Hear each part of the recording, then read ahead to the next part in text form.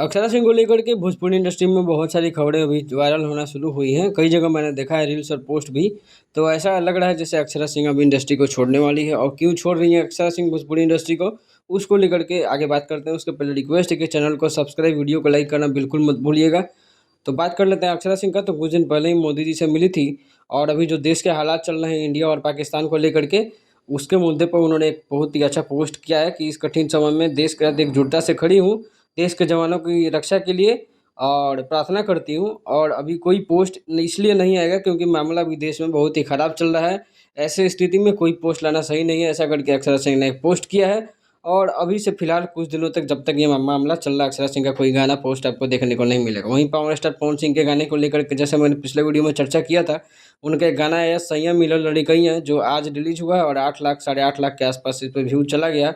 वहीं इनकी घघरी गाना जो 1 नंबर पर ट्रेंड कर रही थी, 3 नंबर पे आ चुकी है और काफ़ी अच्छा व्यूज बटोर लिया है इन्होंने। वहीं बात कर लेते हैं इनकी नई फिल्म बजरंगी, जो कल मैं देखने गया था। मतलब मान के चलो, इतना घटिया फिल्म लगा मुझे ना कि मैं इस पर रिव्यू वीडियो भी नहीं बना सकता हूँ, इतना घटिया फिल्म है। अब मुझे समझ में आ रहा है कि शायद इतनी घटिया फिल्म थी, इसलिए शायद पवन सिंह ने इसका प्रमोशन नहीं किया। और एक ही महीने में जब उनकी 3 फिल्में आ रही हैं, उसमें इसको भी लपेट दिया कि ये फिल्म भी चल रहा है। काफ़ी दिन पहले शूट हुआ फिल्म है और काफ़ी बकवास फिल्म है, इस पर रिव्यू बनाना भी एक तरह से बेकार है। आप लोग अपनी राय ज़रूर दीजिएगा, बुरा लगे तो सॉरी। मिलते हैं अगले वीडियो में, तब तक के लिए बाय।